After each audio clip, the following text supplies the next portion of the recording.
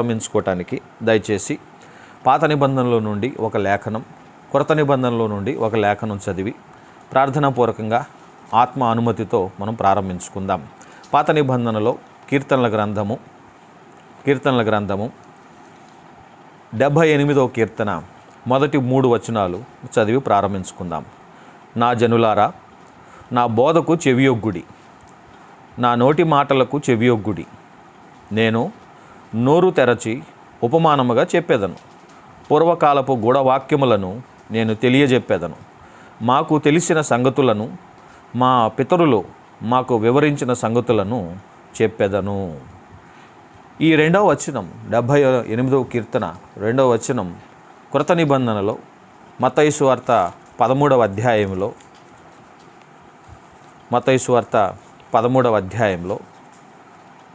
భక్తుడైన అపోస్తుడైన మత్తయి ఏమంటాడంటే, ఈ ప్రవచనం యేసయ్యలో నెరవేరింది అని 34వ వచనంలో అంటాడు. 13వ అధ్యాయం 34వ వచనం, నేను నా నోరు తెరచి ఉపమాన రీతిగా బోధించెదను, లోకం పుట్టినది మొదలుకొని మరుగు చేయబడిన సంగతులను తెలియజెప్పేదను అని ప్రవక్త చెప్పిన మాట నెరవేరునట్లు యేసు ఈ సంగతులన్నిటినీ జన సమూహములకు ఉపమాన రీతిగా బోధించెను. ఉపమానము లేక వారికి ఏమీ బోధింపలేదు. ఈ విధంగా ఆ పాత నిబంధన కీర్తన గ్రంథం 78వ కీర్తన 2వ వచనం యేసయ్య జీవితంలో ఎలా నెరవేరిందో మత్తయి మనకు తెలియజేస్తున్నాడు. ఇది మొదటి లేఖన భాగం. 2వ లేఖన భాగంగా మార్కు సువార్త 4వ అధ్యాయం 33-34 వచనం మనం చదువుకుందాం. మార్కు సువార్త 4వ అధ్యాయం 33-34 వచనాలు. వారికి వినుటకు శక్తి కలిగినది కొలది అనేకమైన ఉపమానములను చెప్పి ఆయన వారికి వాక్యము బోధించెను. ఉపమానము లేక వారికి బోధింపలేదు కానీ ఒంటరిగా ఉన్నప్పుడు తన శిష్యులకు అన్నిటినీ విశదపరచెను. దేవునికి మహిమ కలుగును గాక. ప్రార్థన. పరిశుద్ధుడైన మా ప్రియ పరలోకపు తండ్రి, నీ అపరిమితమైన ప్రేమ కృపలను బట్టియే నేటి వరకు మేము నీ వాక్య జ్ఞానం పొందుతూ సజీవుల సంఖ్యలో ఉండి మేము కొనసాగుతున్నాం. కనుక ఈవేళ నీవు ఉపమానములు గూర్చిన మర్మము మాకు బయలుపరచడం నీకు ఇష్టమాయను. గనుకనే మాకు ఈ తరగతులను రూపించి మాకు ఇట్టి జ్ఞానాన్ని అనుగ్రహించి ఇట్టి అవకాశం పుట్టించినందుకు నీకు వందనాలు. ప్రభువా, నీవు పలికిన ప్రతి ఉపమాన భావం తెలుసుకోవడానికి మేము పూనుకొని చూడగా నీ ఆత్మ అనుమతిని మేము కోరుచున్నాం. అయ్యా, నీవు అనుమతిస్తేనే, నీవు అనుగ్రహిస్తేనే వాక్య భావం మేము పొందగలం. కనుక దయచేసి నీ కృపలో, నీ ఉచితమైన కృపలో మా అందరికీ ఉపమాన భావాన్ని విడుదల చేసి మా మనోనేత్రాలు తెరచి మమ్ములను వెలిగించమని నజరేయుడైన యేసు నామములో ప్రార్థించి వేడుకొనుచున్నాను మా తండ్రి. ఆమేన్. మరి ఒకసారి అందరికీ వందనాలు. ఉపమానము ముందు ఈ మొదటి భాగములో వర్డ్ స్టడీగా ఒక పద అధ్యయనముగా ఉపమానం అనగానేమి అనే మాట దృష్టిలో మనం కదులుదాం. అయితే ఇంగ్లీష్ బైబిల్లో దాన్ని పారబుల్ అని అన్నారు. ఈ ఇంగ్లీష్ పదము పారబుల్ అనే వర్డు అది ఆంగ్ల పదం కాదు. అది తిన్నంగా గ్రీకు భాషలో నుండి, అనగా కృత నిబంధన గ్రీకు భాషలో రాయబడింది కనుక కృత నిబంధన గ్రీకు భాషలో పారాబోలే అని అన్నారు. ఆ గ్రీకు భాషలో ఉన్న పదం పారాబోలే అనే పదము అది లాటిన్ భాషలోనికి ఉన్నట్టుగా సెయింట్ జెరోమ్ AD 382లో తాను లాటిన్ బైబిల్ తర్జుమా చేసినప్పుడు తాను లాటిన్ భాషలోనికి ఉన్నట్టుగా తీసుకోవడం వలన అది లాటిన్ బైబిల్లో నేటికి పారాబోలిస్, పారాబోలాం అనే రూపాల్లో అది లాటిన్ బైబిల్లో కనబడుతుంది. అయితే 1611లో ఆంగ్ల బైబిలు తర్జుమా ఒక విప్లవంగా ప్రారంభమైనప్పుడు ఆంగ్ల బైబిలు వాడకంలో మరి తర్జుమా చేసేటప్పుడు ఈ లాటిన్ బైబిల్ దానిని ఎక్కువగా ప్రభావితం చేయడం వలన వారు కూడా ఏం చేశారంటే ఈ పారాబోలే అనే వర్డ్ని లాటిన్ బైబిల్లో ఉన్నట్టుగా, గ్రీకులో ఉన్నట్టుగా ఇంగ్లీష్లోకి తీసుకున్నారు. ఆ విధంగా ఈ పారాబోలే అనే వర్డు గ్రీకులో నుండి లాటిన్లోనికి, లాటిన్లో నుండి ఇంగ్లీష్లోనికి అలా అది సరఫరా అయింది. దీనివలన నేడు ఆంగ్ల బైబిల్లోనూ ఇంగ్లీషు జ్ఞానం ఉన్న వాళ్ళందరూ కూడా పారబుల్స్ ఆఫ్ జీసస్ అని మనం అంటూ ఉంటాం. So parables. సో ఈ పారబుల్ అనే వర్డ్ యొక్క అర్థం ఏంటి? ఇది ఒక compound word. Para plus ballo, para plus ballo. ఈ పారా అంటే ప్రక్కన, ప్రక్కన, beside or aside or side, ప్రక్కన ఉన్నదాన్ని పారా అంటాం. పారామెడిక్స్ అంటాం, పారామిలిటరీ అంటాం. సో పారా అంటే ప్రక్కన, దాని క్రింద అనే అర్థం ఇచ్చే మాట. బాల్లో, ఈ బాల్లో అనే వర్డ్ చాలా ఇంట్రెస్టింగ్ వర్డ్. ఇది మనకు కొన్నిసార్లు ఇంగ్లీష్లో బ్యాలిస్టిక్ మిజైల్స్ అని బ్యాలిస్టిక్ అంటాము. బ్యాలిస్టిక్. బాల్లో అంటే గ్రీక్ భాషలో విసరుట, ఏదో ఒక రాయి విసిరినట్టు. అందుకని ఫిజిక్స్లో మీరు పారాబోలా అనే కాన్సెప్ట్ మీరు వింటారు. పారాబోలా. సో ఈ పారాబాల్లో అనే ఈ పదము గ్రీకు భాషలో దీని అర్థం ఏంటి? విడివిడిగా చూస్తే పారా అంటే ప్రక్కన, బాల్లో అంటే విసరుట. కానీ మనం అది బటర్ఫ్లై లాగా ఆలోచిస్తే కుదరదు.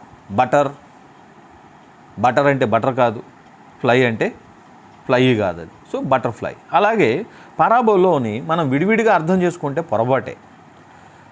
ఇది గ్రీకు భాషలో పారాబోలే అనే వర్డు సామాన్యంగా దాని అర్థం ఎలా ఉండేదంటే, గ్రీకులు యుద్ధానికి వెళ్ళినప్పుడట, సముద్ర యుద్ధానికి వెళ్ళినప్పుడు ముఖ్యంగా వాళ్ళ నౌకలు, వాళ్ళ ఓడలు సముద్రంలో శత్రువుల మీదకి దాడి చేయడానికి వెళ్ళినప్పుడు ఒకదాని ప్రక్కన ఒకదాన్ని అమర్చడాన్ని, ఒక ఓడ ప్రక్కన ఇంకొక ఓడని అలాగా వరుస క్రమంలో ప్రక్కన అలా నిలబెట్టడాన్ని సముద్రంలో, దాన్ని పారాబోల్ అన్నారు లేదా పారాబోలే అన్నారు.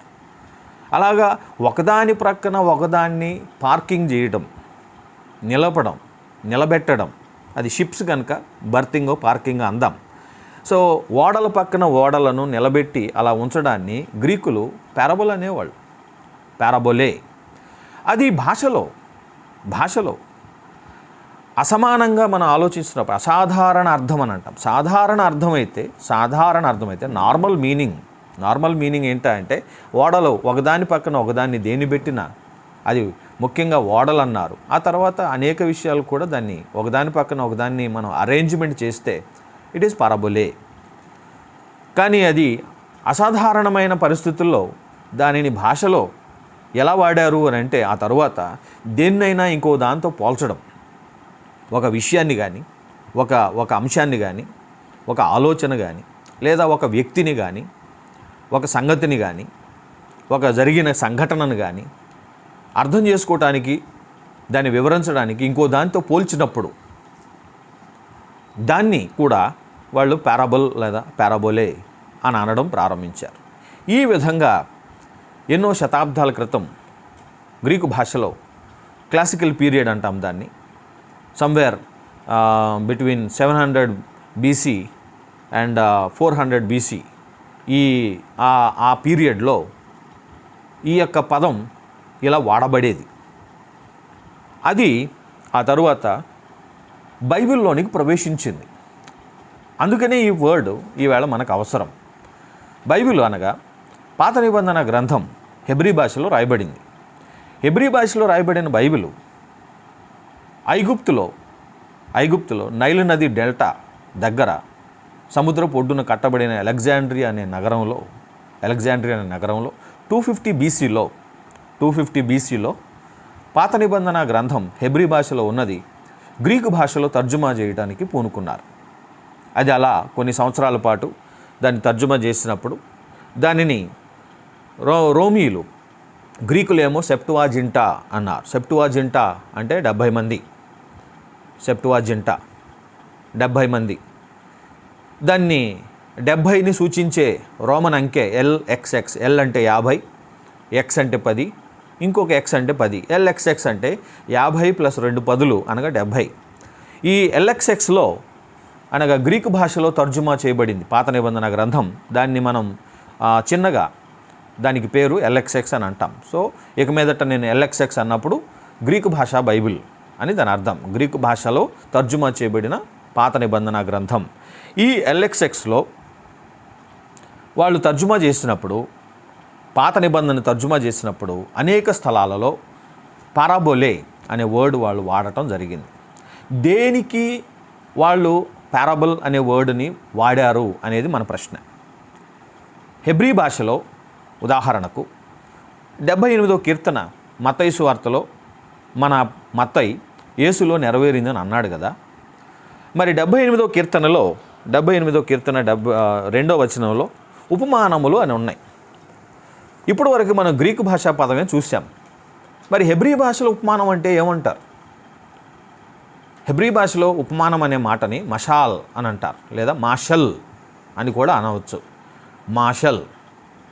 ఈ మాషల్ అనే పదము హెబ్రీ భాషలో 142 సార్లు అది వాడబడింది. 142 సార్లు వాడబడింది. అయితే ఈ మాటకు 2 లేదా 3 అర్థాలు ఉన్నాయి. కొన్నిసార్లు మాషల్ అనే పదము ఏలుట అనే కూడా అర్థం ఇస్తుంది. అందుచేత ఉండటానికి ఇది 142 సార్లు ఉన్నా పారాబుల్ అనే పదముగా ఇది 33 సార్లు తర్జుమా చేయబడింది. 33 సార్లు తర్జుమా చేయబడింది. ఈ 33 సార్లు చేయబడిన ఈ తర్జుమాలో, అనగా మళ్ళీ చెప్పనివ్వండి, 142 సార్లుగా ఉన్న ఈ పదం మాషల్ అనే ఈ పదము పారాబుల్గా కేవలం 33 సార్లు సందర్భాల్లో మాత్రమే ఇది తర్జుమా చేయబడింది. సో మీకు బాగా అర్థం కావడానికి గ్రీకు భాషలో పారాబోలే అన్నారు, హెబ్రీ భాషలో మాషల్ అని అన్నారు. ఈ పారాబోలే అనే వర్డ్ మొట్టమొదటిసారిగా దేనికి తర్జుమా చేయబడింది అని అంటే సంఖ్యాకాండం 23వ అధ్యాయం 7వ వచనంలో వాడబడిన బిలాము ప్రవచనం ఉపమాన రీతిగా అతడు ఇట్లు చెప్పాను అనే సందర్భంలో ఆ ఉపమానం అనే వర్డ్కు మాషల్ అనే పదానికి గ్రీకు భాషలో పారాబోలే అని తర్జుమా చేయబడింది. దానిని KJVలో పారాబుల్ అనే తర్జుమా చేశారు. ఆ తరువాత NIVలో చూస్తే ఆరకల్ అని తర్జుమా చేశారు. తెలుగు బైబిల్లో చూస్తే ఉపమాన రీతిగా అని తర్జుమా చేయడం జరిగింది. ఈ విధంగా మరి పాత నిబంధన గ్రంథంలో ఉపమానము లేదా ఉపమాన రీతిగా అనే యొక్క పదాలు మనకు కనబడటం ప్రారంభమవుతాయి. ఈ మొత్తం చూడగా తెలుగు బైబిల్లో మీకు ముందుగానే నేను గ్రూప్లో ఒక మెటీరియల్ నేను పోస్ట్ చేశాను. అందులో మీరు గమనించి ఉంటే ఈ ఉపమాన రీతిగా లేదా ఉపమానము అనే వర్డ్ 46 సార్లు పాత నిబంధన గ్రంథంలో ఉంది. 46 సార్లు పాత నిబంధన గ్రంథంలో ఉంది. So as a part of the word study మనము ఏం చేస్తున్నాము అనంటే, ఉపమానములు అనేటువంటివి కేవలం క్రొత్త నిబంధనకు సంబంధించినవి మాత్రమే కావు. ఉపమానములు ప్రారంభమైంది పాత నిబంధనలోనే. యేసయ్య ఉపమానాల్లో వచ్చినప్పుడు, ఆయన భూమి మీద శరీరధారి అయి పుట్టినప్పుడు, పెరిగి పెద్దవాడై ఆయన ఉపమాన రీతిగా నోరు తెరిచి మాట్లాడతాడు అని పాత నిబంధన ప్రవచించింది. అనగా దీని అర్థం పాత నిబంధనలోనే ఉపమానాలు ఉన్నవి, ఉపమానాలు వస్తాయి, ప్రభు ఉపమాన రీతిగా మాట్లాడతాడు అని పాత నిబంధన ప్రవచించింది. మరి అలా ప్రవచించినప్పుడు వాళ్ళు ఏ పదం వాడారు అని అంటే మాషల్ అనే వర్డ్ వాళ్ళు వాడారు. ఇందులో గమనించదగ్గ విషయం ముఖ్యంగా ఏమిటా అని అంటే, లాటిన్ బైబిల్ తర్జుమా చేసేటప్పుడు ఈ మాషల్ అనే వర్డ్ మనకు సామెతల గ్రంథం 1వ అధ్యాయం 1వ వచనంలోనూ కనబడుతుంది. సామెతల గ్రంథము 1వ అధ్యాయము 1వ వచనంలో మనకు మాషల్ అనే వర్డ్, కానీ దాని తర్జుమా తెలుగు బైబిల్లో చూస్తే మనము సామెతలు అని చూసాం.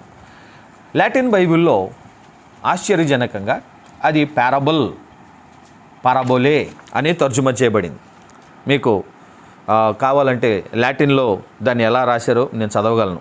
పారాబోలే సలమోనిస్ ఫిలియాయ్ దావీద్ రెజిస్ ఇస్రాయేల్ అనగా లాటిన్ బైబిల్లో సెయింట్ జెరోమ్ 382 ADలోనే అతడు మాషల్ అనే వర్డ్కు పారాబుల్ అని తర్జుమా చేశాడు. ఇక్కడ మీకు తెలియాల్సిన విషయం ఏమిటంటే, మనం దేన్నైతే ప్రోవర్బ్స్ అని అంటున్నామో అది వాస్తవంగా పారాబుల్స్.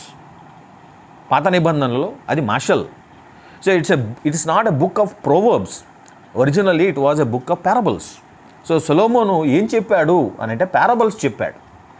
ఇక్కడ మొదటి రాజుల గ్రంథం 4వ అధ్యాయం 32వ వచనంలో మామూలుగా కేజేవి కానీ మీరు వేరే వర్షన్స్ మీరు చదివినా, తెలుగులో చదివినా, ఆయన అనగా సొలొమోను ఎన్ని వేల ఉపమానాలు అనగా ఎన్ని వేల సామెతలు చెప్పాడు, 3000 సామెతలు చెప్పాడని రాసి ఉంది మొదటి రాజుల గ్రంథం 4వ అధ్యాయం 32వ వచనంలో. అయితే లాటిన్ బైబిల్లో ఆయన 3000 పారాబుల్స్ చెప్పాడని రాసి ఉంది. సో ఇక్కడ మీకు అర్థం కావాల్సింది ఏంటంటే, పారాబుల్స్ అన్నా ప్రోవర్బ్స్ అన్నా ఒకటే అని, పారాబుల్స్ అన్నా ప్రోవర్బ్స్ అన్నా ఒకటే అని మనం అర్థం చేసుకోవాలి. అవి సమానార్థ పదాలుగా కూడా మనం తీసుకోవచ్చు. అయితే రాను రాను భాషాంతరం జరిగి పారాబుల్స్ అనడం మానేవేసి ఇంగ్లీష్ బైబిల్స్లో దాన్ని ప్రోవర్బ్స్ అంటాం ప్రారంభించడం వలన దానిని మనం ఈరోజు బుక్ ఆఫ్ ప్రోవర్బ్స్ అని అంటాం. కానీ originally speaking Latin బైబిల్లోను Hebrew భాషలోను మాషల్.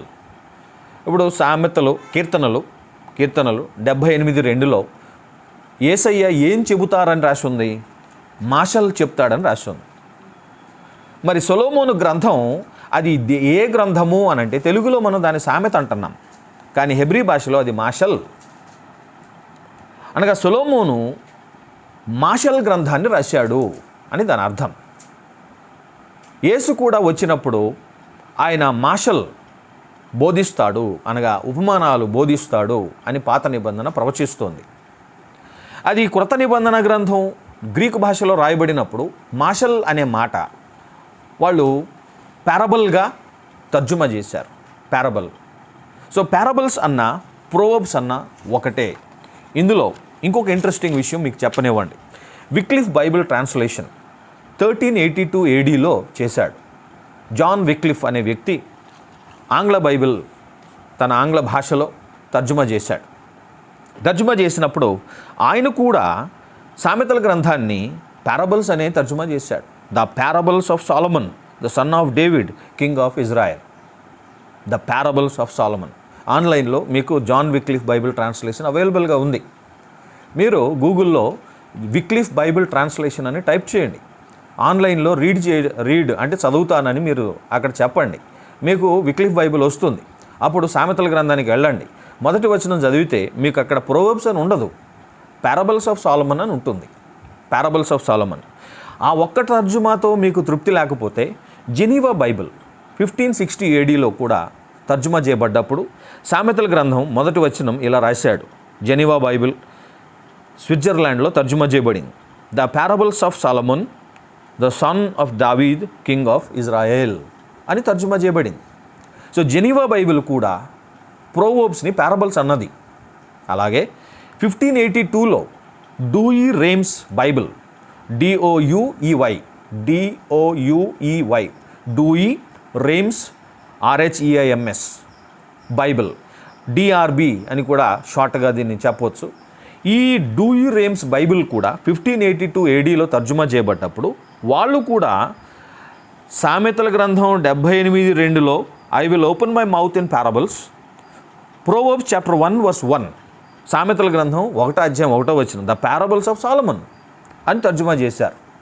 So వీటన్నిటి యొక్క సారాంశం ఏంటంటే మనం తెలుసుకోవాల్సింది, ముందు పారబుల్ అనే వర్డ్ మన మనసులో దాని భావం ఏదైతే గూడు చేసుకుందో ఈవేళ కొంచెం దాన్ని విశాలపరచుకోవాలి. మార్చుకొని అవసరం లేదు మనం, ఎందుకంటే పొరపాటు ఏం చేయలేదు. ఇప్పటి వరకే ఉపమానాల గురించి పారబుల్స్ గురించి మనకున్న ఆలోచన కరెక్టే. ఇవాళ కొంచెం దాన్ని ఎక్స్పాండ్ చేసుకోవాలి. అంటే ఎలాగా అంటే పారబుల్స్ అంటే కేవలం ప్రభువు చెప్పిన కొన్ని కథనాలు మాత్రమే కావు అనేది మనం అర్థం చేసుకోవాలి. సామెతలను కూడా పారబుల్స్ అని మనం అనవచ్చు. ఆ మాటని ఈవేళ మనం నేర్చుకోబోతున్నాం. సో అందుకనే పారబుల్స్ అనే విషయం మనం వచ్చేసరికి అంటే చాలామంది విశ్వాసుల్లో, క్రైస్తవుల్లో, బోధకుల్లో గూడు చేసుకున్న ఒక భావన ఏంటంటే ప్రభు చెప్పిన ఉదాహరణకు ఆయన ఒక రాజ కుమారుని పెండ్లి విందుకు ఆయన చాలామందిని ఆహ్వానించాడు.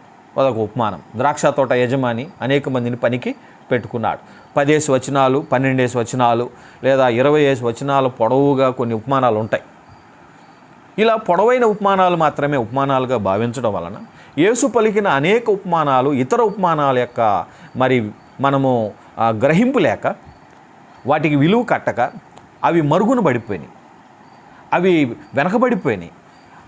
వాటిని ఉపమానాలుగా గ్రహించకపోవటం వలన, మనము వాటిని లెక్కించకపోవటం వల్ల, ఉపమానాల వరుస పట్టీలో సీరియల్ నెంబర్గా రాస్తున్నప్పుడు వాటిని ఉపమానాలుగా భావించకపోవడం వలన అనేకమైన యేసు పలికిన ఇతర ఉపమానాలు అవి ధ్యానానికి నోచుకోవటం లేదు. బలిపీఠం మీద వాటి ధ్యానం జరగటం లేదు. విశ్వాసుల మధ్యన, బోధకుల మధ్యన దీని విషయమైన బోధ కానీ చర్చ కానీ లేకపోయింది. అందుచేతనే ఈవేళ యేసు పలికిన ఉపమానాల యొక్క నిర్వచనం మనము కొంచెం బ్రాడన్ చేసుకోవాలి, వైడన్ చేసుకోవాలి, అనగా విశాలపరచుకోవాలి. అందులో కేవలం యేసు పలికిన ఈ పెద్ద పెద్ద ఉపమానాలే కాకుండా చిన్న ఉపమానాలు కూడా మనం చేర్చుకోవడానికే ఈ ధ్యానం అనగా ఈ ఆబ్జర్వేషన్, లాటిన్ బైబిలే కానీ, ఇటు విక్లిఫ్ బైబిలే కానీ, జెనీవా బైబిలే కానీ, డ్యూయ్ రేమ్స్ బైబిలే కానీ, పాత నిబంధన వాడకమే కానీ, గ్రీకు భాష వాడకమే కానీ, ఇవన్నీ కలగలిపి మనము క్రోడీకరించుకుంటే మనకు అర్థమయ్యేది ఏంటంటే సామెతల గ్రంథం అది ఉపమానాల గ్రంథం అని. అనగా ఉపమానాలు కేవలం పెద్దగా మాత్రమే ఉండటం కాదు, అవి చిన్నగా కూడా ఉంటాయి. దీని అర్థం ఈవేళ మీకు తెలియబోయేది ఏంటంటే parables are 2 types. There are major parables and minor parables. పెద్ద ఉపమానాలు ఉంటాయి, చిన్న ఉపమానాలు కూడా ఉంటాయి అని ఈవేళ మనం తెలుసుకోవాలి. ఉపమానాలు 2 రకాలుగా ఉంటాయి. యేసు పలికిన ఉపమానాలు కూడా మనము ఇది మొదలు అలాగే విభజించబోతూ ఉన్నాం. ఉపమానాలు, పెద్ద ఉపమానాలు, చిన్న ఉపమానాలు అని మనం చెప్పవచ్చు. Major parables and minor parables. అయితే జరిగింది ఏమిటంటే మేజర్ పారబుల్సే పరిగణనలోనికి తీసుకోబడ్డాయి. మేజర్ పారబుల్స్ మీదే పెద్ద పెద్ద గ్రంథాలు రాయబడ్డాయి. మేజర్ పారబుల్స్ మాత్రమే గుర్తించబడి, ఎక్కడైనా పారబుల్స్ ఆఫ్ జీసస్ అనే ఒక లిస్టు ఎవరైనా రాస్తే వాళ్ళు కనీసం 36 కానీ 37 కానీ, కొన్నిసార్లు 38 కానీ చూశాను, కొన్నిసార్లు 39 చూశాను, 40 కూడా చూశాను. అతి తక్కువ అంటే దీని అర్థం 36 నుండి 40 వరకు మేజర్ పారబుల్స్ శాస్త్రవేత్తలు అనగా బైబిల్ స్కాలర్సు గుర్తించారు. సంతోషం. కానీ ఈ 40కి మించి కూడా ఉపమానాలు ఉంటాయి అనేది ఈవేళ మనం తెలుసుకోవాలి. 40కి మించి కూడా ఉపమానాలు అత్యధికం, అత్యల్పం అయితే కొన్ని పుస్తకాల్లో మీరు ఏదైనా ఒక లైబ్రరీకి వెళ్ళి ఒక బుక్కో కానీ లేదా ఆన్లైన్లో parables of the list of the parables of Jesus అని గూగుల్ సెర్చ్లో మీరు టైప్ చేస్తే ఆ లిస్ట్ వస్తే ఆ లిస్ట్లో మినిమం 36 నుండి మ్యాక్సిమం 40 వరకే వస్తాయి. But is that the only number? యేసు కేవలం 36 లేదా 40 ఉపమానాలే మాట్లాడారా? ఏం జరుగుతుంది ఇక్కడ? ఏం జరుగుతుందంటే ఆయన మాట్లాడిన ప్రధాన ఉపమానాలు మాత్రమే గుర్తించబడ్డాయి. ఆయన మాట్లాడిన చిన్న ఉపమానాలు అవి కేవలం అప్రధాన ఉపమానాలుగానే మిగిలిపోయాయి. సో ప్రధాన ఉపమానాల మీద ఫోకస్ ఎక్కువైపోయింది. అప్రధాన ఉపమానాల మీద అవి అప్రధానం అనకూడదు. యేసు మాట్లాడింది ఏది అప్రధానం కాదు, కానీ అవి అలా నెగ్లెక్ట్ చేయబడటం వలన, నిర్లక్ష్యం చేయబడటం వలన అవి అప్రధానంగా ఉండిపోయినాయి. వాటి మీద ధ్యానమే లేదు, ధ్యానమే జరగడం లేదు. అందుచేతనే యేసు పలికిన ఉపమానాల విషయంలో మన యొక్క ఆలోచన విశాలపరచబడాలి అని అంటే ఈ అబ్జర్వేషన్ మీకు ఎంతో సహాయపడుతుంది. సో మళ్ళీ ఒకవేళ మీరు మర్చిపోయి ఉంటే గుర్తు చేయనివ్వండి. హెబ్రీ భాషా పదం మాషల్. సామెతల గ్రంథాన్ని మాషల్ గ్రంథం అని హెబ్రీ భాష చెబుతోంది. దాన్ని Latin Bible, Wycliffe Bible, Geneva Bible parables అని తర్జుమా చేశారు. కానీ ఆ తరువాతే మరి ట్రాన్స్లేటర్స్ దాన్ని ప్రోవర్బ్స్గా మార్చారు. సరే, తెలుగు విషయానికి వస్తే తెలుగులో దాన్ని ఉపమానము అని అనడం. ఈ ఉపమానం అనే పదం యొక్క అర్థం ఏంటి? ఉపమానం అనే పదం యొక్క అర్థం ఏంటి? దీని విషయంలో మనం స్వల్ప ఆలోచన అయినా చేస్తే మనకు తెలిసేది ఏమిటంటే ఉపమానం అనే పదం, దానికి పర్యాయ పదాలు కూడా ముందు మనం తెలుసుకోవాలి. కొన్నిసార్లు బైబిల్లో దృష్టాంతము అని కూడా అది తర్జుమా చేయబడింది. దృష్టాంతము, సాదృశ్యము పోలిక, పోల్చుట, లేదా సామెత, సామెత, సామ్యము, సామ్యము, లేదా గూఢార్థము అనే పదాలతో తెలుగు బైబిల్లో అది తర్జుమా చేయబడటం జరిగింది. ఆ ఉపమానం చిన్నది అనుకోండి, ఒక మాటలో ఉందనుకోండి, అది సాధారణమైనది అనుకోండి, అది న్యాచురల్ అబ్జర్వేషన్ వలన సామాన్యంగా ప్రకృతిలో కానీ లేదా సమాజంలో కానీ జరిగేది అనుకోండి, దాన్ని సామెత అంటారు. అలా తెలుగు బైబిల్లో తర్జుమా చేయబడింది. ఉదాహరణకు పేతురు గ్రంథంలో ఈ మాట యొక్క వాడకం మనం చూస్తాం. పేతురు గ్రంథం 2 పేతురు 2:22లో కుక్క తన వాంతికి తిరిగినట్టును కడుగబడిన పంది బురదలో దొర్లుటకు మళ్ళినట్టును అను నిజమైన సామెత. ఈ సామెతే అనే ఈ వర్డ్ ట్రాన్స్లేషన్ కొన్నిసార్లు ఇది కేవలం ఒక యానిమల్, ఒక జంతువు గురించిన అబ్జర్వేషన్ కనుక ఇది ఉపమానం అనకుండా దీన్ని సామెత అంటాం. అలాగా కొన్ని సందర్భాల్లో ఆ మాట అక్కడ పలుకబడిన దాని యొక్క ప్రాధాన్యతను బట్టి, దాని యొక్క అంశ తీవ్రతను బట్టి కొన్నిసార్లు దాన్ని ఉపమానం అనకుండా సామెత అంటం కూడా జరిగింది. కానీ పాత నిబంధనలోనైనా క్రొత్త నిబంధనలోనైనా ఉపమానాలు అర్థం చేసుకోవడానికి నేను క్రొత్త నిబంధనలో, పాత నిబంధనలో 2 వచనాలు, ప్రధానమైన వచనాలు కనిపెట్టడం జరిగింది. ఇటు క్రొత్త నిబంధనలో కూడా ఉపమానాలు అర్థం చేసుకోవడానికి ఒక 2 వచనాలు కనిపెట్టడం జరిగింది. సో ముందు పాత నిబంధనలో ఉపమానాలు. పాత నిబంధనలో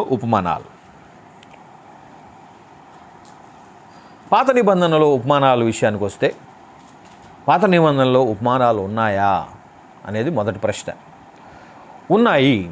ఎన్ని ఉన్నాయి అని అంటే, నా మట్టుకైతే చాలా అతి జాగ్రత్తగా ఆలోచించి లెక్కించినప్పుడు సుమారు 35 ఉపమానాలు కనుగొనటం జరిగింది. ఆ యొక్క పట్టి, ఆ యొక్క లిస్టు, ఆ టేబుల్ మీకు గ్రూప్లో పోస్ట్ చేయబడుతుంది. 35 ఉపమానాలు పాత నిబంధనలో కనుగొనబడ్డాయి. పాత నిబంధనలో ఈ ఉపమానాలు మనము ఎక్కువగా ఎవరు మాట్లాడారు అని పరిశీలన చేస్తే, ఎక్కువగా ఈ ఉపమానాలు మాట్లాడింది ప్రవక్తలు. సో ప్రవక్తలు ఎక్కువగా ఉపమాన రీతిగా మాట్లాడారు అనేది మీరు కనుగొంటారు. సో ఉపమానాలు ఎవరి సొంతము, ఎవరి వశము అని అంటే ప్రవక్తల వశము. ప్రవక్తలు ఎక్కువగా ఉపమానాలుగా మాట్లాడారు. పాత నిబంధన గ్రంథంలో కూడా మీరు అధికంగా గమనిస్తే ఉపమానాలు కాదు కానీ ఉపమాన భాష అంటే ఏమిటంటే పోల్చి మాట్లాడడము, దేంతోనైనా సమానము చేసి మాట్లాడడము. ఉదాహరణకు దావీదు అంటాడు కదా, ఓటి కొండ వంటి వాడనైతిని. ఇది ఉపమానం కాదు కానీ ఇది ఉపమాన భాష, ఉపమాన అలంకార భాష. ఇది ఒక అలంకార భాష. మీరు ఉపమానాలు బాగా అర్థం చేసుకోవటానికి ఏదైనా సరే ఒక బాల వ్యాకరణం కానీ, ప్రౌఢవయ వ్యాకరణ గ్రంథం, తెలుగు వ్యాకరణ గ్రంథం, ఒక మంచి బాల వ్యాకరణ గ్రంథంలో కూడా మీకు కేవలం అందులో ఏదో ఒక అంశంలో ఈ చాప్టర్ తప్పకుండా ఉంటుంది. అలంకార విజ్ఞానము అనే చాప్టర్ ఉంటుంది తెలుగు వ్యాకరణంలో. సో ఆ యొక్క వ్యాకరణ గ్రంథంలో మీరు అలంకార విజ్ఞానం అనే చాప్టర్ దగ్గరికి వెళ్తే మీకు ఉపమానాల గురించి తెలుగు భాషాపరంగా, తెలుగు వ్యాకరణ పరంగా ఇంకా ఎక్కువ నేర్చుకోవడానికి మీకు ఆస్కారం ఉంది. దాని ద్వారా మీకు శాస్త్రీయ జ్ఞానం పెరిగి మీరు ఉపమానాల గురించి మాట్లాడేటప్పుడు మీ పొరపాట్లు తగ్గుతాయి, మీ జ్ఞానం పెరుగుతుంది. కనుక ఎందుకంటే ఉపమానాలు వ్యాకరణంలో అది ఏ అంశం కిందకు వస్తాయి, ఏ చాప్టర్ కిందకు వస్తాయి అని అంటే తెలుగు వ్యాకరణంలో ఉపమానాల అధ్యయనము అలంకార విజ్ఞానం అనే చాప్టర్ కిందకు వస్తాయి. ఇది యూట్యూబ్లో మంచి వీడియోలు ఉన్నాయి. అలంకార విజ్ఞానం అని మీరు టైప్ చేయండి. మీకు లేని పక్షాన నేను గ్రూపులో ఆ వీడియో యొక్క లింక్ కూడా నేను మీకు పోస్ట్ చేస్తాను. లేని పక్షాన ఒక మంచి బాల వ్యాకరణ గ్రంథం మీరు తీసుకొని చదివినా అందులో అలంకార విజ్ఞానం అనే తప్పకుండా ఒక చాప్టర్ ఉంటుంది. ఆ అలంకార విజ్ఞానంలో మీకు కనబడేది ఏమిటంటే అలంకారాలు 2. అసలు అలంకారం అంటే ఏంటో చెప్పనివ్వండి. అలంకారం అంటే ఏంటి? కావ్యం, ముఖ్యంగా కావ్యం అనగా భాషకు మాట్లాడే భాషకు సౌందర్యాన్ని, మాట్లాడే భాషకు మనోహర్యాన్ని చేకూర్చే వాటిని అలంకారము అని అంటారు. ఎలాగైతే మనిషికి, ఒక స్త్రీ పురుషులకి అలంకారాలు ఉంటాయో, అవి ధరించడం వల్ల సౌందర్యం పెరుగుతుందో, అలాగే భాషకు కూడా అలంకారాలు ఉన్నాయి. ఈ భాషా అలంకారాలు 2 రకాలుగా కనిపెట్టారు మన తెలుగు వ్యాకరణకర్తలు. మొదటి రకమేమో శబ్ద అలంకారము అని అన్నారు. శబ్ద అలంకారము. రెండవ రకము అర్థ అలంకారము. శబ్దము అంటే అక్షరము. శబ్దము అంటే అక్షరము. అక్షరం ద్వారా భాషకు అందం చేకూరితే దాన్ని శబ్ద అలంకారం అన్నారు. అది శబ్దం అని ఎందుకన్నారంటే దానిలో సౌండ్, ఎందుకంటే అక్షరం అంటే సౌండ్, శబ్దం. అందుకనే అది శబ్ద అలంకారం. వినడానికి వినసొంపుగా ఉండే భాష గనక కావ్యంలో లేదా ఒక కీర్తన రాసినప్పుడు చక్కగా అవి చివళ్ళు చక్కగా అన్నీ ఒకే అక్షరంతో ఎండ్ అవుతున్నాయి అనుకుందాం. ఉదాహరణకి వర్ణమాల తీసుకోండి, కక గగ న్య అంటే లాస్ట్లో అన్నీ ఒకే ఎండింగ్లో ఉంటాయి కదా. అలాగా ఒకే అక్షరంతో ఏదైనా ఎండ్ అవుతుంటే, అన్నీ డు లేదా ను లేదా నాతో అవి ముగుస్తున్నాయంటే దాన్ని శబ్దాలంకారం అంట. ఒక పదం కానీ అనేక పదాలు కానీ, ఒక వాక్యం కానీ అనేక వాక్యాలు కానీ ఒకే అక్షరంతో ముగుస్తుంటే లేదా ఒకే అక్షరం ఎక్కువసార్లు కనబడితే దాన్ని శబ్దాలంకారం అంట. శబ్ద అలంకారం కంటే పెద్దది ఇంకా వ్యాపించి ఉన్నదే అర్థ అలంకారం. అర్థాన్ని బట్టి, శబ్దంతో సంబంధం లేకుండా, అక్షరంతో సంబంధం లేకుండా, వినికిడితో సంబంధం లేకుండా, అర్థం మీదే, అర్థం ద్వారా అర్థాన్ని బట్టి అందాన్ని చేకూర్చేదాన్ని అర్థ అలంకారము అని అంటారు. తెలుగు వ్యాకరణంలో నేను బాల వ్యాకరణం చదివినప్పుడు అందులో వాళ్ళు ఏమన్నారంటే, తెలుగులో అర్ధ అలంకారాలు 100 కంటే పైన ఉన్నాయట, 100 కంటే ఎక్కువ ఉన్నాయట. వాటిలో కొన్ని మాత్రం ఉపయుక్తమైనవి నేను కనుగొన్నప్పుడు నాకు దొరికినవి మీరు కేవలం వినడానికైనా నన్ను పలకనివ్వండి. ఎక్కువగా యేసు పలికిన ఉపమానాలు వేటి కిందకి, ఏ యొక్క కేటగిరీ కిందకి వస్తాయి అని అంటే అర్ధాలంకారం కిందకి వస్తాయి, శబ్దాలంకారం కిందకి రావు. యేసు మాటలన్నీ కూడా, ముఖ్యంగా యేసు పలికిన ఉపమానాలన్నీ అర్ధాలంకారాలు. ఈ అర్ధాలంకారాల్లో 100కు పైగా ఉన్నవి కానీ అందులో ప్రధానంగా యేసు మాట్లాడిన మాటలన్నీ ఉపమా అలంకారానికి కిందకి వస్తాయి. అది మొదటి రకం, ఉపమా అలంకారం. రెండవ రకం రూపకలంకారము. కొన్నిసార్లు యేసయ్య రూపకలంకార భాషలో కూడా మాట్లాడారు. రూపకలంకార భాష ఉదాహరణకు, ఇదిగో లోక పాపములను మోసుకొని పోవు దేవుని గొర్రెపిల్ల, అది రూపకలంకారము. అనగా యేసే గొర్రెపిల్ల అన్నట్టు, యేసే గొర్రెపిల్ల అయినట్టు, నేనే ద్వారము, నేనే మార్గము, నేనే జీవాహారము, అది రూపకలంకార భాష. రూపకలంకార భాష. అతిశయోక్తి అలంకారం, అతిశయోక్తి అలంకారం, వ్యాజస్తుతి అలంకారం, అప్రస్తుత ప్రశంస అలంకారం, ఉత్ప్రేక్ష అలంకారం,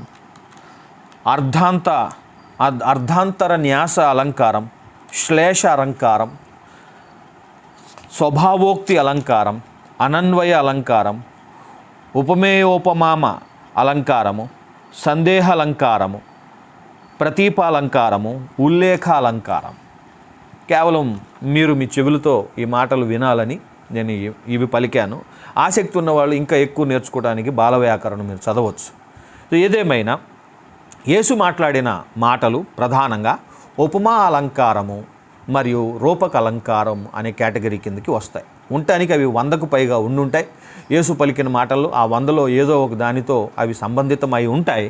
కానీ ప్రధానంగా యేసు పలికిన మాటలు లేదా ఉపమానాలు ప్రముఖంగా ఉపమా అలంకారము, రూపక అలంకారం కిందికి అవి వస్తాయి.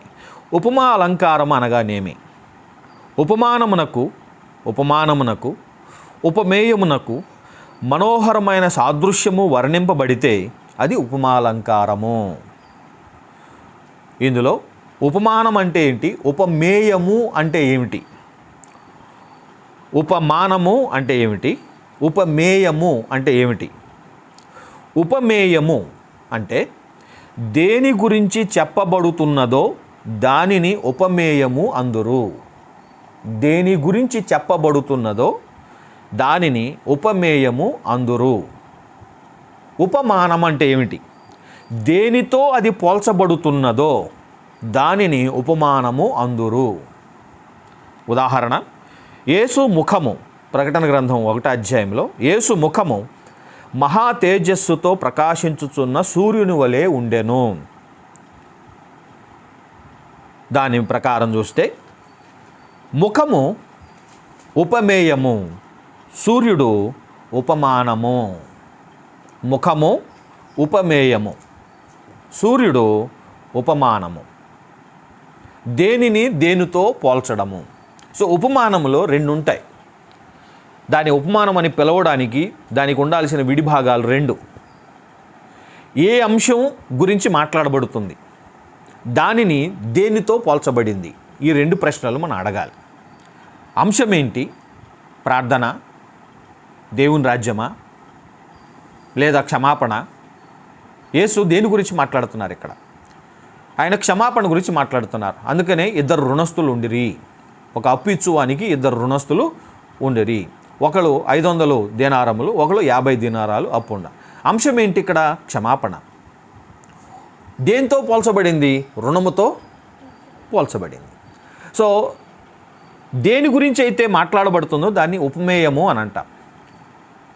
ఈ ఉపమానంలో రుణంతో పోల్చబడింది కనుక రుణము ఉపమానం. రుణము ఉపమానం. లేదా ప్రభు అంటారు, దేవుని రాజ్యమును నీ దేనితో పోల్తును అని అంటూ, అది ఒక ఆవగింజను పోలి ఉన్నది అని అన్నారు. దేని గురించి మాట్లాడుతున్నారు? ఉపమేయం ఏంటి, ఉపమానం ఏంటి? ఉపమేయము దేవుని రాజ్యం, ఉపమానము ఆవగింజ.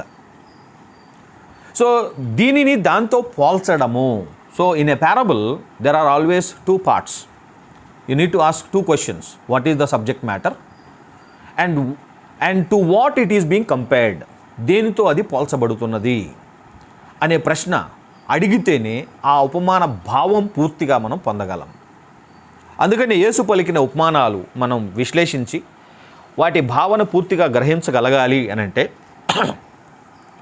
మనము ఉపమేయమేంటి, ఉపమానమేంటి అనే ప్రశ్న అడగాలి. ఉపమా అలంకారానికి ఇవి 2 ప్రధాన విడిభాగాలు. ఉపమా అలంకారానికి ఇవి 2 ప్రధాన విడిభాగాలు. ఈ ఉపమానము అనే తెలుగు భాషా పదం నేను కొందరికి ఫోన్ చేసి తెలుసుకోవటం ద్వారా, కొన్ని ఇతర బైబిల్స్ చదివి తెలుసుకోవటం ద్వారా నేను తెలుసుకున్నది మీకు చెప్పనివ్వండి. కన్నడ భాషలో, మన దక్షిణ భాషలో, కన్నడ భాషలో ఉపమానాన్ని వాళ్ళు ఏమంటారు? ఉపమానాన్ని ఏమంటారు? ఉపమానాన్ని ఇంట్రెస్టింగ్లీ సామెతಗಳು అని అంటారు వాళ్ళు. సామెతే, సామతి అని కూడా అంటారు కొన్నిసార్లు. సామతి, సామతిಗಳು, సామతిಗಳು. అప్పుడు నాకు ఆలోచన కలిగింది, మరి వీళ్ళు యేసు పలికిన ఉపమానాలు సామెతಗಳು అంటే సామెతలు ఏమంటారని నేను సామెతల గ్రంథానికి వెళ్ళినప్పుడు జ్ఞానోక్తిಗಳು అని వాళ్ళు, సామెతల గ్రంథాన్ని జ్ఞానోక్తిಗಳು అని అంటారు. యేసు పలికిన ఉపమానాలేమో సామెతಗಳು అని అన్నారు. ఒక తమిళ్ పాస్టర్ గారికి నేను ఫోన్ చేసి ఆ తమిళ్ మాట్లాడే పాస్టర్ గారిని అడిగినప్పుడు, అయ్యా మీరు ఉపమానాలను ఏమంటారు అని అంటే ఆయన నాకు మెసేజ్ పెట్టారు. ఉపమానాలను వాళ్ళు ఉపదేశము అని అంటారు తమిళ భాషలో. అప్పుడు నాకు మళ్ళీ అదే ఆలోచన, అదే ప్రశ్న పుట్టింది. మరి సామెతల గ్రంథాన్ని ఏమంటారు అని అంటే నీతి మూలిగల్ అని అంటారని వాళ్ళు చెప్పారు. నీతి మూలిగల్ తమిళ భాషలో. సో సామెతలు గ్రంథాన్ని వాళ్ళు నీతి మూలిగల్ అంటారు. సరే, విషయం ఉపమానాలను తెలుగులో మనం ఉపమానాలు అంటున్నాం కదా, యేసు పలికిన ఉపమానాలను. కన్నడ భాషలో బైబిల్లో సామెతಗಳು, తమిళ భాషలో ఉపదేశం. మలయాళం భాషలో కూడా ఉపమా ఉపమానగల్, ఉపమానం, ఉపమా అనే వాళ్ళు అన్నారు. ఉపమా మలయాళ భాషలో. హిందీ భాషలో ఉపమానాన్ని దృష్టాంతము, దృష్టాంత్ అని అన్నారు. దృష్టాంత్. సామెతల్ని హిందీ భాషలో నీతి వచన్ అనే వాళ్ళు అంటారు. తెలుగు బైబిల్, హిందీ బైబిల్లో. హిందీ ఉర్దూకు దగ్గరగా ఉంటుంది కనుక ఉర్దూ బైబిల్ కూడా నాకు పరిశీలించాలని ఆలోచన కలిగింది. ఉర్దూ బైబిల్లో నేను చదివినప్పుడు ఉపమానాలను తమ్సీల్ అని అన్నారు. తమ్సీల్ ఉర్దూ భాషలో.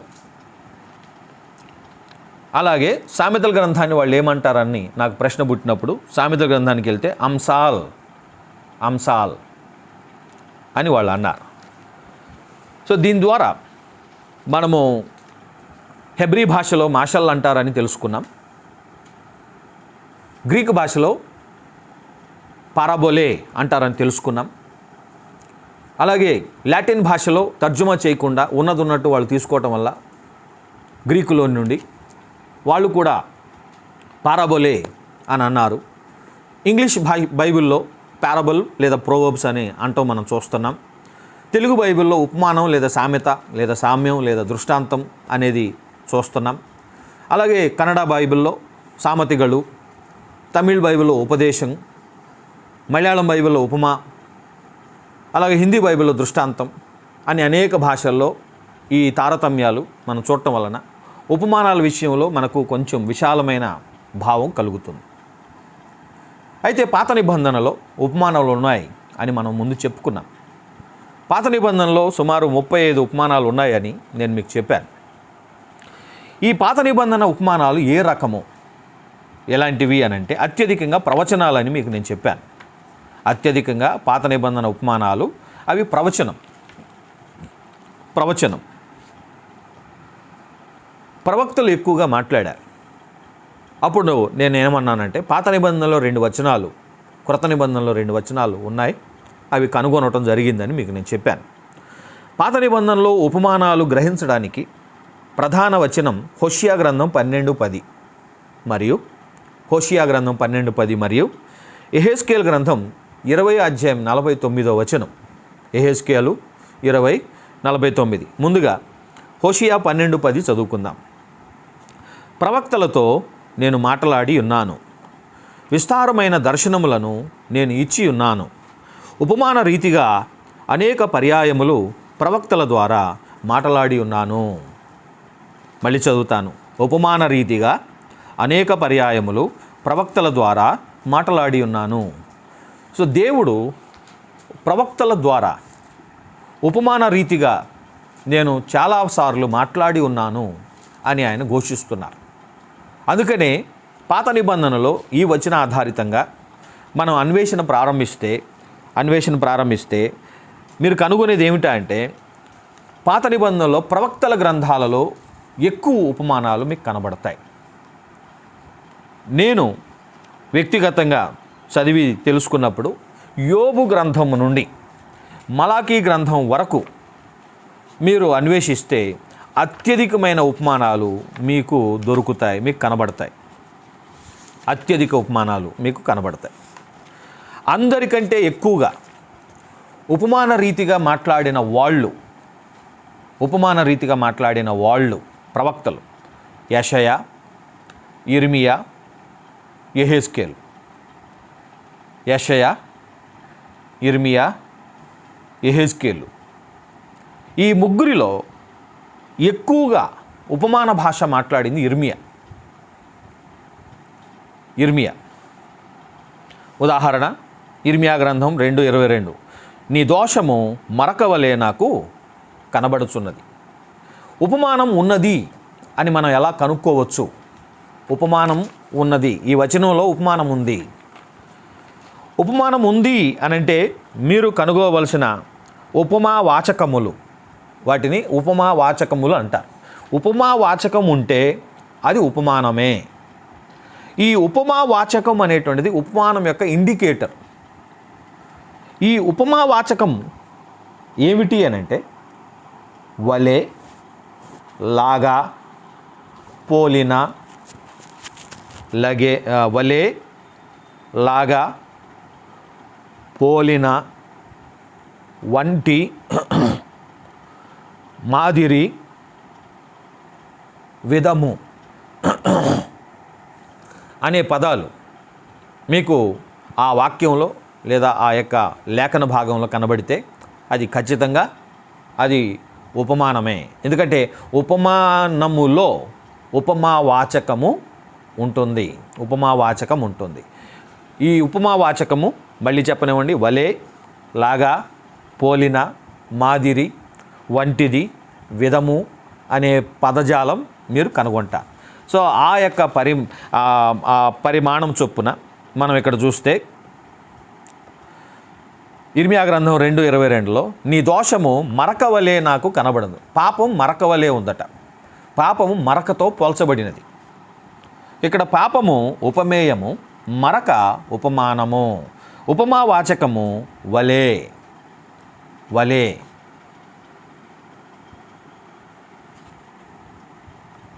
ఈ విధంగా మనము పాత నిబంధనలో ఉపమానాలు కనుగొనవచ్చు. ఇందులో భాగంగా నేను అన్నట్టు ఈ 2 వచనాలు ప్రధానమని మీకు చెప్పున్నాను కదా. ఏది? హోషియా గ్రంథం 12:10.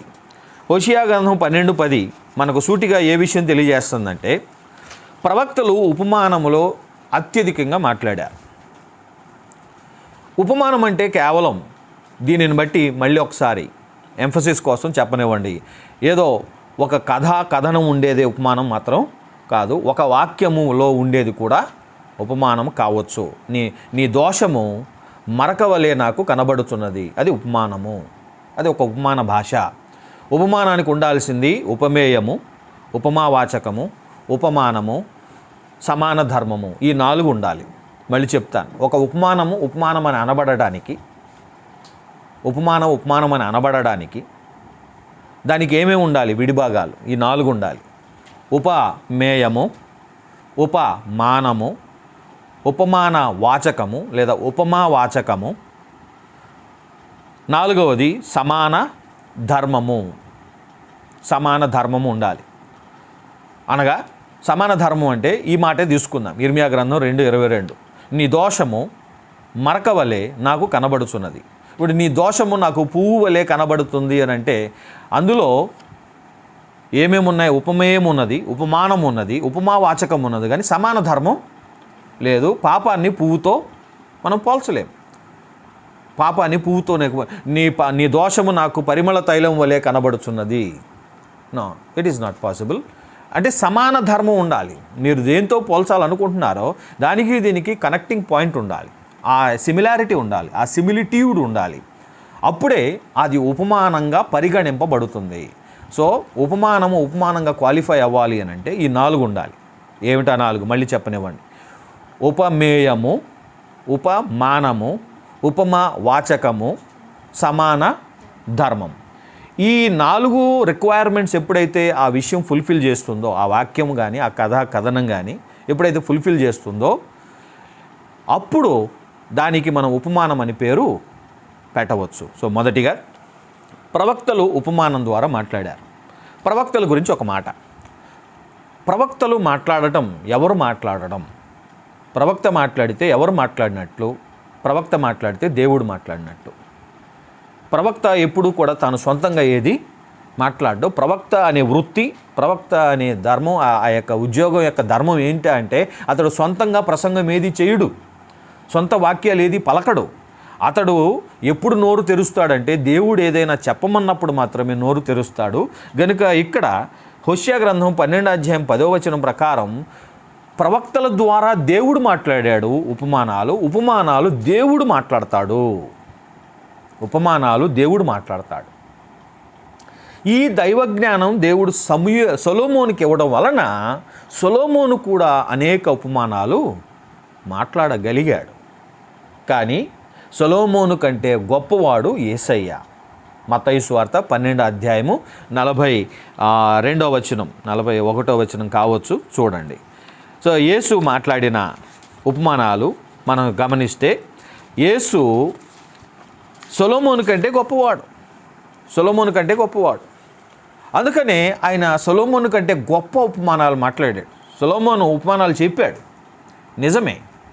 జీవన్మరణాలు నాలుక విషము అని సొలొమోను చెప్పాడు. కానీ ప్రభు దాన్ని కొంచెం దూరం తీసుకువెళ్ళి దాన్ని ఎలా చెప్పుకొచ్చారు? మత్తయి సువార్త 12:36 నుండి సజ్జనుడు తన మంచి ధననిధిలో నుండి, హృదయం అనే మంచి ధననిధిలో నుండి సద్విషయాలు తెస్తాడు, దుర్జనుడు దుర్విషయాలు తెస్తాడు. ఒకడు తన నోటి మాటను బట్టి అపరాధిగా ఎంచబడతాడు అని ప్రభు నాలుక గురించి ఇంకా అధికమైన విషయాలు, సొలొమోను కంటే గొప్ప విషయాలు చెప్పారు. ఆ విధంగా యేసయ్య సొలొమోను కంటే గొప్పవాడు. అందుకని ఆయన ఉపమానాలు సొలొమోను ఉపమానాల కంటే గొప్పవి. సో ప్రస్తుతం ఈ క్లాసు వరకైనా, ఈ వీడియో వరకైనా సామెతల గ్రంథాన్ని నన్ను ఉపమానాల గ్రంథం అననివ్వండి. సొలొమోను పలికిన ఉపమానాల గ్రంథం సామెతల గ్రంథం అయితే దానికంటే మించి మాట్లాడిన వాడు యేసయ్య. ఎందుకంటే యేసయ్య సొలొమోను కంటే గొప్పవాడు. యేసు ప్రవక్త. ఆ రోజుల్లో యేసయ్యను కొందరు ఇర్మియా అని కూడా అన్నారు. ఎందుకంటే ఆయన భాషా శైలి ఇర్మియా భాషా శైలి లాంటిది. ఇర్మియా ఎక్కువగా ఉపమాన భాష మాట్లాడాడు.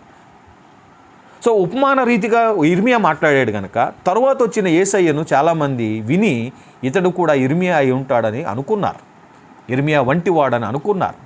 కనుక యేసయ్య అత్యధికంగా ఉపమానాల్లోనే మాట్లాడారు. అందుచేతనే మనము ఆరంభంలో మార్కు సువార్త 4వ అధ్యాయంలో ఈ మాట చదివి ఉన్నాం. 34 వచనంలో ఏమని? ఆయన ఉపమానము లేకుండా ఏమీ మాట్లాడలేదు. ఏది మాట్లాడినా ఉపమానాలతోనే ఆయన మాట్లాడారు. కనుక ఆ విధంగా యేసయ్య అత్యధికమైన ఉపమానాల్లో మాట్లాడారు. సో ప్రవక్తలు ఉపమానాల్లో మాట్లాడతారు. యేసు ప్రవక్త, అందుకనే ఉపమాన రీతిగా ప్రభు మాట్లాడారు. 2వ వచనం యెహెజ్కేలు గ్రంథం 20:49 వచనం. యెహెజ్కేలు గ్రంథం 20:49 వచనం. అయ్యో ప్రభువా యెహోవా, వీడు గూఢమైన మాటలు పలుకువాడు కాడా అని వారు నన్ను గూర్చి చెప్పుదురని నేను అంటిని.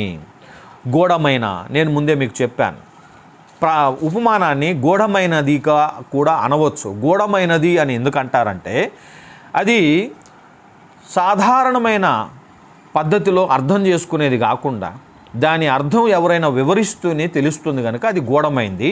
అంటే దాని అర్థము హిడెన్, అది దాచబడింది. ఏదైతే దాచబడి ఉంటుందో దాన్ని గూఢమైనది అని అంటాం. దాచబడి ఉంటే దాట్ విచ్ ఈజ్ హిడెన్, అది తెలుగులో దాన్ని గూఢమైనది అని అంటారు. సో ఉపమానాలను గూఢవాక్యము అని కూడా అన్నారు.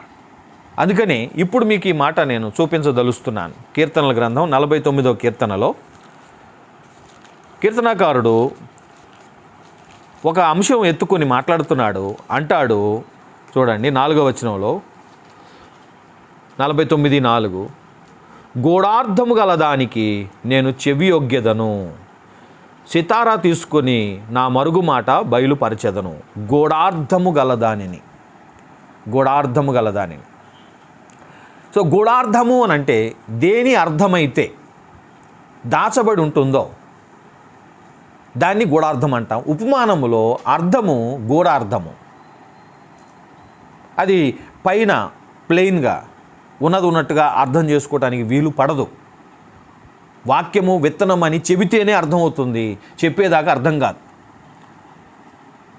ఆ 4 రకాల నేలల మీద పడ్డ విత్తువాని ఉపమానములో ఆ వాక్యము విత్తనమని ఉపమానం చెప్పినవాడు బయలుపరిస్తేనే వాక్యము విత్తనము అనేది మనకు అర్థమవుతుంది.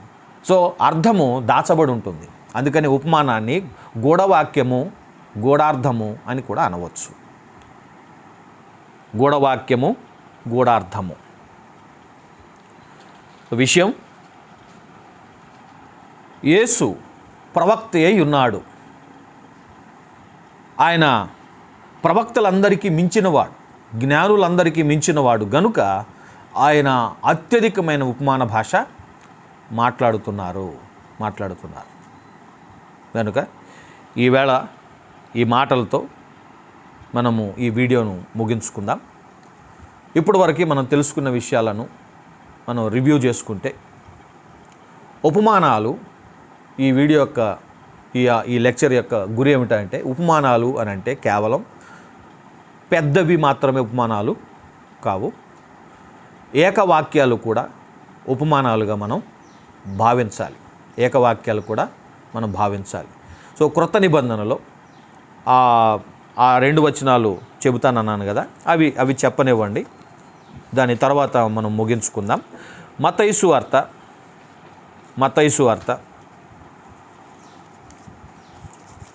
24వ అధ్యాయం 32వ వచనం. ఉపమానాలు మనం తెలుసుకోవడానికి ఈ 32వ వచనం మనకెంతో సహాయం చేస్తుంది. అంజూరపు చెట్టును చూచి ఒక ఉపమానము నేర్చుకొనుడి. అంజూరపు కొమ్మ లేతదై చిగురించునప్పుడు వసంతకాలము ఇంకా సమీపముగా ఉన్నదని మీకు తెలియను. వసంతకాలం ఇంకా సమీపముగా ఉన్నదని మీకు తెలియను. ఆ ప్రకారమే మీరు ఈ సంగతులన్నీ జరుగుట చూచున్నప్పుడు ఆయన సమీపమునే, ద్వారము దగ్గరనే ఉన్నాడని తెలుసుకొనుడి. సో ఇక్కడ ఉపమానం ఏముంది? మామూలుగా మనం పెద్దవే ఉపమానాలని అనుకుంటే, యేసయ్య దీన్ని ఉపమానం అని అంటున్నారు. దేన్ని ఉపమానం? ఒక అంజూరపు చెట్టే ఒక ఉపమానము. అంజూరపు చెట్టే ఒక ఉపమానం. ఇందులో కథ లేదు, ఒక విందు లేదు, ఒక ఆహ్వానం లేదు, ఒక న్యాయాధిపతి లేడు, ఒక గృహ నిర్వాహకుడు లేడు. ఇందులో ఒక చెట్టు ఉంది. దాని విషయంలో ఏమీ సాగదీసినట్టుగా, ఏమీ పొడిగించినట్టుగా దాని మీద ఒక వివరణ కూడా ఏమీ లేదు. కేవలం ఒక చెట్టు కూడా ఒక ఉపమానంగా ఉంటుంది. యేసు పలికిన ఈ ఉపమానము చాలాసార్లు ఎక్కడ చర్చించబడదు, ఉపమానాల లిస్టులో కనబడదు. కానీ యేసయ్య దాన్ని ఉపమానమని అన్నారు. యేసయ్య దాన్ని ఉపమానమని అన్నారు. 2వ వచనం ఏదైతే ఉపమానాలు తెలుసుకోవటానికి క్రొత్త నిబంధనలో 2 వచనాలు ఉన్నాయని నేను చెప్పానో, అందులో మొదటిది 24 మత్తయి సువార్త 24:32 అయితే, 2వ వచనం మత్తయి సువార్త 15వ అధ్యాయం 15వ వచనం. యేసు పలికిన ఉపమానాలు గ్రహించడానికి దోహదపడే వచనంలో రెండోది మత్తయి 15:15. అందుకు పేతురు, ఈ ఉపమాన భావం మాకు తెలుపుమని ఆయనను అడుగగా, ఈ ఉపమాన భావము మాకు తెలుపుము. ఏ ఉపమాన భావము? ఏ ఉపమాన భావం? 16-17లో యేసయ్య ఇలా చెప్తున్నారు, నువ్వు ఇంతవరకు అవివేకులై ఉన్నారా? నోటిలోనికి పోవునదంతయు కడుపులో పడి బహిర్భూమిలో విడువబడును గాని అని ప్రభు మాట్లాడారు. నోటిలోనికి పోవు విషయం. ప్రభు ఈ మాట ఎక్కడ, ఎప్పుడు, ఎవరితో చెప్పారు? మీరు చూడండి. 10వ వచనం చూడండి. 15:10. జన సమూహములను పిలిచి, మీరు విని గ్రహించుడి. నోట పడునది మనుష్యుని అపవిత్రపరచదు గాని నోట నుండి వచ్చునదియే మనుష్యుని అపవిత్రపరచునని వారితో చెప్పాను. ఈ 11వ వచనాన్ని పేతురు ఏమంటున్నాడు? 15వ వచనంలో ఉపమానము.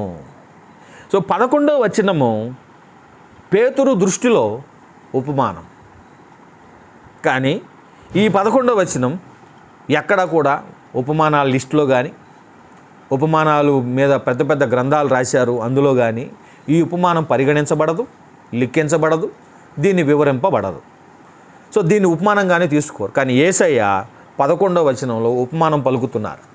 ఏంటి ఉపమానము అని అంటే, నోట పడునది మనుష్యుని అపవిత్రపరచదు కానీ నోట నుండి వచ్చునది ఏ మనుష్యుని అపవిత్రపరచునని వారితో చెప్పాను.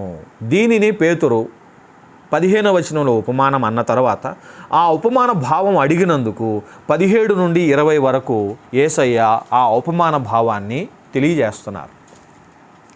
సో ఉపమానాలు ఏకవాక్యములో కూడా ఉంటాయి. అవి పెద్ద కథనాలు మాత్రమే, పెద్ద కథలు మాత్రమే ఉపమానాలు కావు.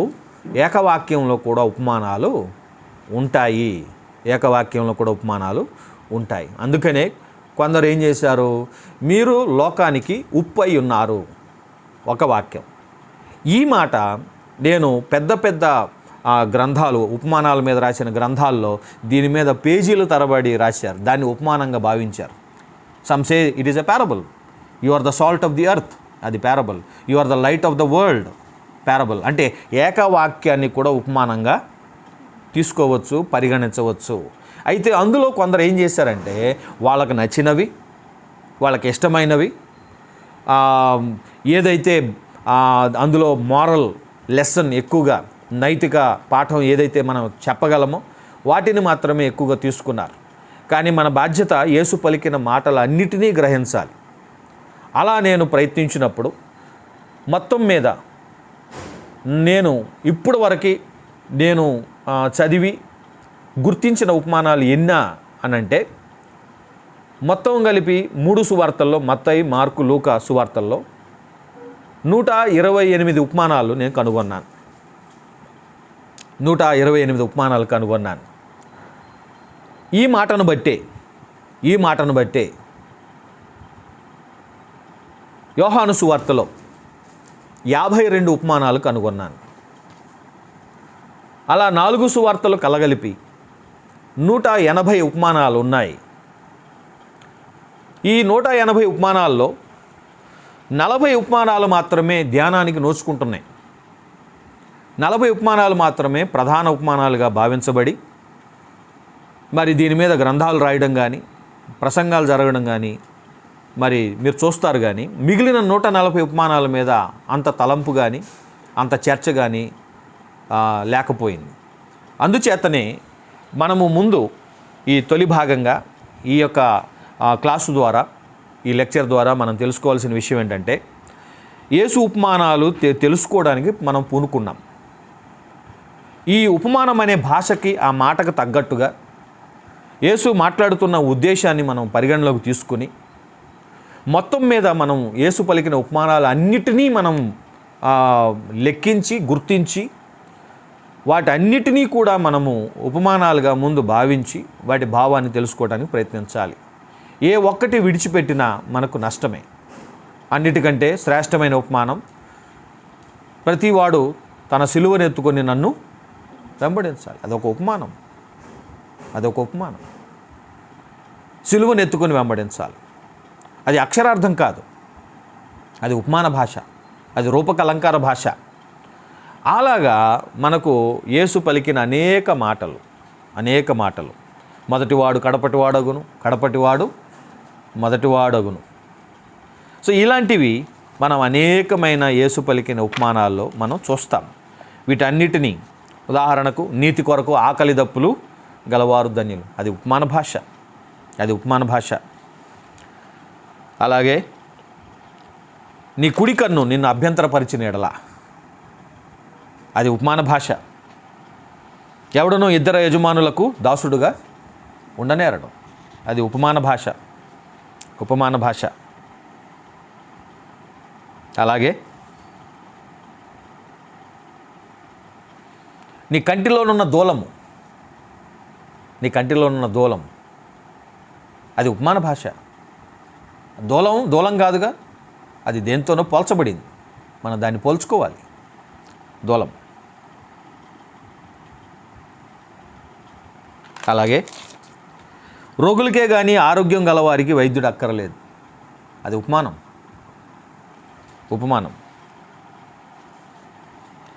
ఇరుకు ద్వారము, విశాల ద్వారము, ఉపమానము.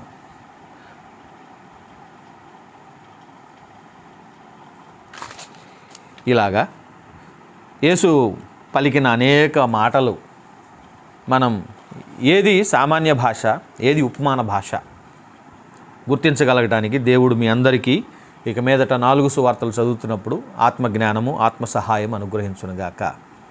ప్రార్థించుకుందాం. పరిశుద్ధుడైన మా ప్రియ పరలోకపు తండ్రి,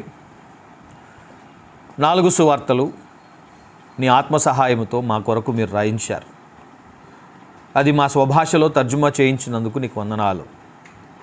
శ్రేష్టమైన నీ కుమారుని జీవితం, ఆయన మాటలు, క్రియలు ధ్యానింప పూనుకొనుచుండగా, వాటిలలో ఉపమానాల మీద మనసు పెట్టుచుండగా నీ ఆత్మ సహాయం ఇచ్చి యేసు పలికిన ఉపమానాలను పూర్తిగా గుర్తించి గ్రహించడానికి మా అందరికీ పరిశుద్ధాత్మను అనుగ్రహించమని నజరేయుడైన యేసు నామములో ప్రార్థించి వేడుకొనుచున్నాను మా తండ్రి. ఆమెన్. అందరికీ వందనాలు.